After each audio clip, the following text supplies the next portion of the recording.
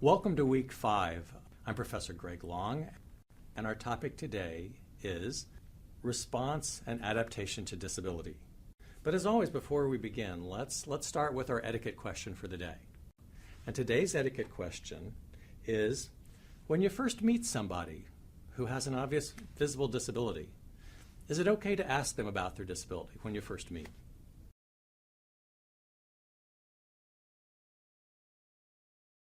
Because, strange as it seems, do you know that there are people who will come up to me in a line in a grocery store or in a business, never say hello, but, well, can you tell me what's wrong with you?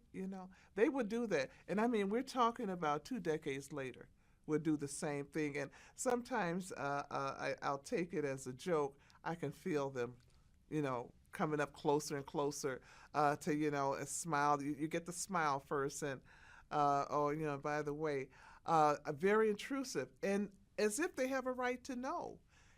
This person may be overweight or underweight.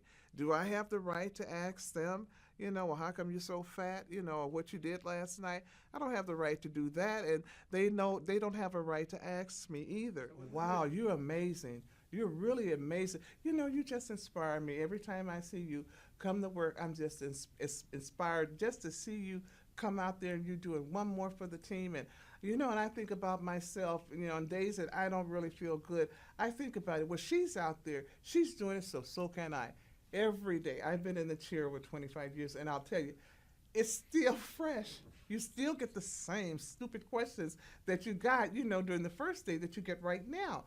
You will have people to, to say that. Really the only time when you would ask a person about their disability at a first meeting is if we're talking a meeting or some other event where an accommodation might be necessary. You could ask about that, but to simply bring it up as a topic similar to the weather, don't do so. It gets very tiresome for people. As we think of our lecture today, one of the things I will tell you was a struggle, and it has to do with the title of today's lesson. We're talking about it as response, or shall we say, response and adaptation to disability. Had a conversation with a parent and talked about this particular segment, and she took some exception to that because she said, well, really, there is that issue of acceptance, and it's different as a parent when we talk acceptance versus adaptation.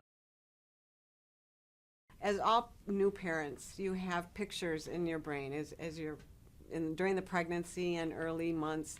You have pictures in your brain of what it's going to look like to go to the park, and what's going to be like to go to the grocery store, and what it's going to look like at the baptism. And so these little snapshots, you kind of have in your head of what it's going to be like.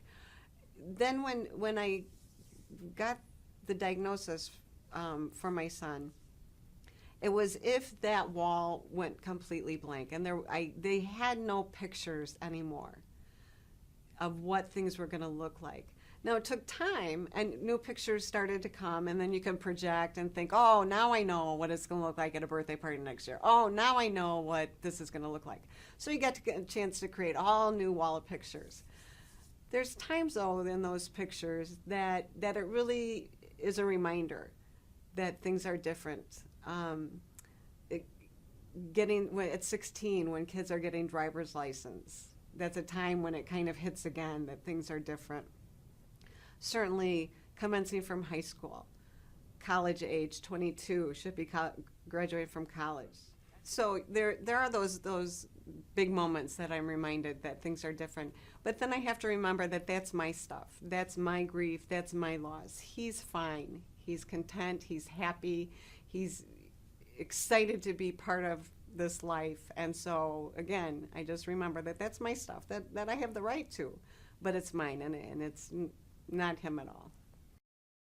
Another issue that I want to mention from a language standpoint, too, is we're using adaptation versus acceptance. Dr. Deb Goff, who will join me later on in this lesson to share some information about this, makes this distinction quite a lot in terms of the idea of acceptance is kind of the end stage, from a lot of these Kubler-Ross kinds of models, and a person finally gets to acceptance. Well, if that were the case, it would be wonderful. But what we find, certainly from a personal experience and talking to people, is acceptance is only temporary. And what's the next trigger, the next event?